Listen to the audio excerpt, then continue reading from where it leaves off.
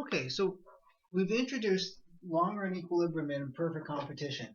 In this diagram, or in this video, we're going to talk about using this model to show how the perfectly competitive industry responds when something happens. And in particular, in this video, I'm going to show the effect of an increase in the market demand.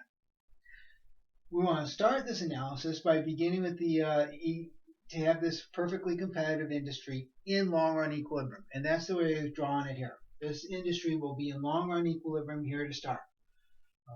It's going to be a constant cost industry. I'll have another video where I'll explain what that is versus an increasing cost industry. But this one's here drawn with a horizontal long-run supply curve, and that is horizontal price of P1, and that's the same price over here, P1, which is going to be the price at the bottom of the U-shaped average cost curve for the firm. And I mentioned this before when we were drawing the diagrams for long-run equilibrium. You could have separate short-run and long-run cost curves for the firm, but the short-run to long-run adjustment for the firm to adjust their capital size isn't all that important. I'd rather keep the diagram somewhat clear, or a little clearer, by not drawing a second set of cost curves in there, short run versus long run cost curves. The far more important equilibrating force here is the change in the number of firms. So we have an industry that's in long run equilibrium here to begin with, and so that's what I want to do. We're in long run equilibrium. Now there's going to be an increase in demand. We're going to show the short run effects of that and then the long run effects of that. So I'm going to start by drawing in an increase in demand. And so there's an increase in demand, a shifting out. And if we really wanted to tell a story here, then we could be saying, like, maybe this is a normal good and there's an increase in income. And so that would be an event causing an increase in industry demand. But for whatever reason, there might be an increase in industry demand. We now have that here. So we want to talk about the short run effect of this. Well, in the short run, the number of firms is fixed. With the number of firms fixed, we have a short run supply curve, which is simply equal to the summation of the marginal cost curve, which is also the supply curve for our individual firms. We sum up those we sum up those supply curves of the firm with the marginal cost curve, and that gives us this short run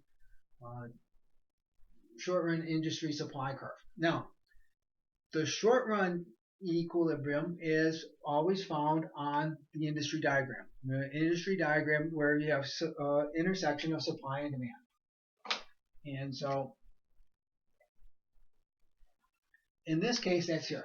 This is where the short run supply curve is intersecting the new industry demand curve, D2, which I'm drawing in here.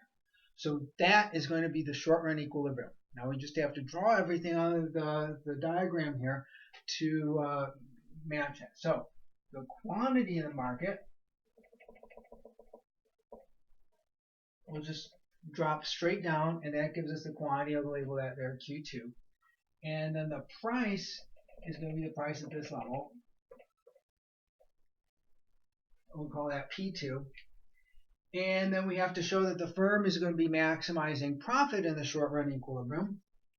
And we'll do that by drawing in a horizontal demand curve for firm, because the firms are price takers. This is perfect competition. The firms are price takers. They're going to take now the price P2 that's being set in the industry, and they're going to take that as given. So we'll draw in a new horizontal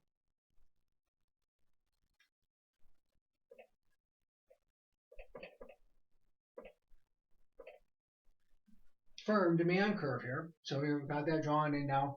The intersection between D2 or MR2 and marginal cost is going to give us the profit maximizing quantity that the firm will produce in the short run. So that's going to be Q2. And that's the price of P2. And here we have our short run equilibrium. We have it all described now. P2 is the short run price. The quantity in the industry goes up to Q2. And we get that because the individual firms are increasing the amount that they produce from Q1, little q1 to little q2.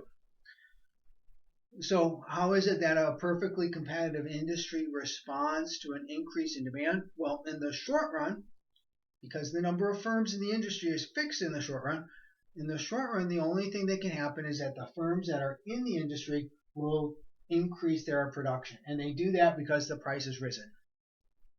The higher price shifts up their firm demand curve, their price takers, shifts up their marginal revenue curve. Because the marginal revenue curve is higher now, they will move farther up their marginal cost curve and supply more units of the good to the market. And that'll be the short run equilibrium. Now, there's one more thing I can show here. In the short run equilibrium, the firms are going to be making a profit. Because price now at P2, we can see the cost per unit when you're producing Q2 is right here, which just is a little bit higher than P1. And so in the short run,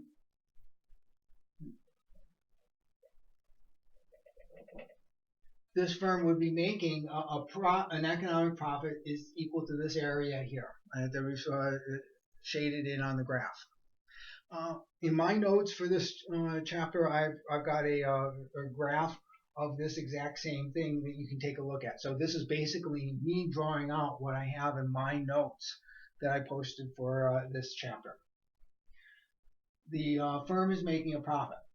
Because the firm is because the typical firm here is making a profit, we know that this is not a long-run equilibrium. This cannot be the end of the story. Profits in the short run, profits in perfect competition are a signal for more firms to enter the industry. And that's what we'll see happen.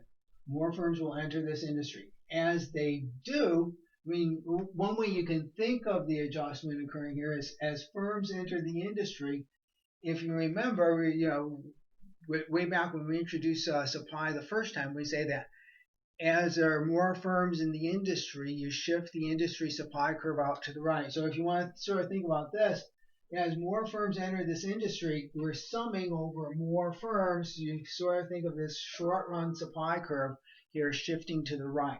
And that's going to start to lead the price to fall. But as long as the price is above P1, the individual firms are going to be making a profit.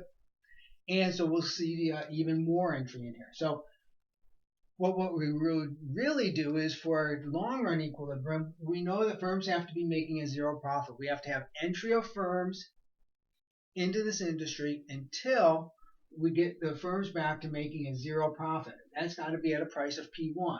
This is a constant cost industry. Nothing's happened to these cost curves for the firm.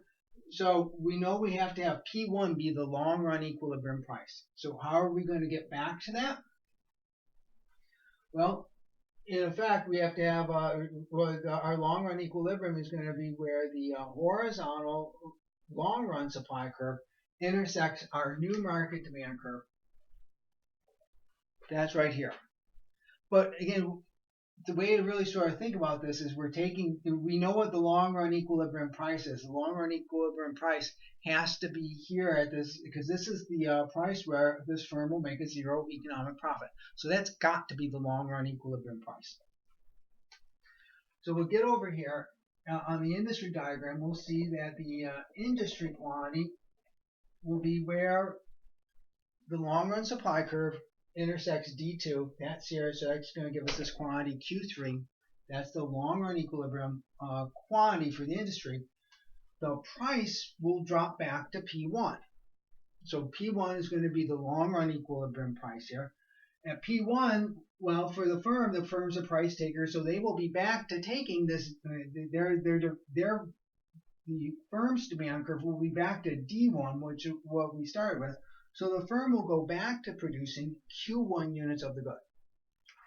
So we will have the firm is going to produce Q1 units in the long-run equilibrium.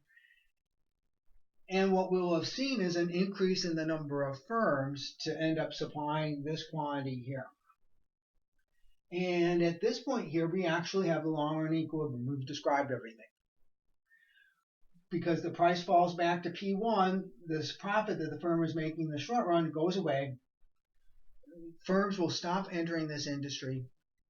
we'll be back. We'll have restored the zero profit condition, because that's the long run equilibrium profit condition. Zero profit. This idea of profit's going to be competed away.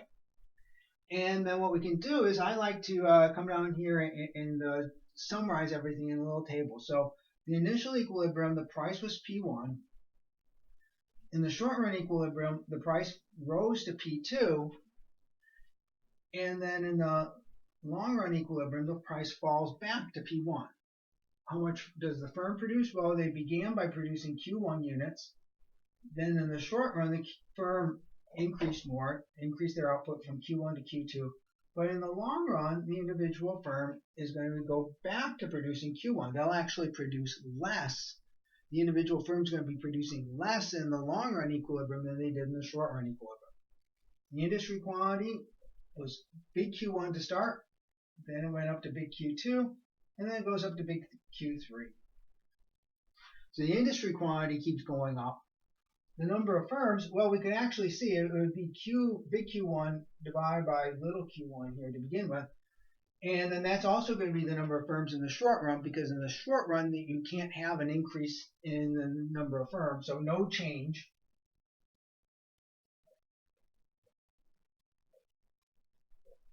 And in the long run, we'll have an increase in the number of firms. And in fact, we could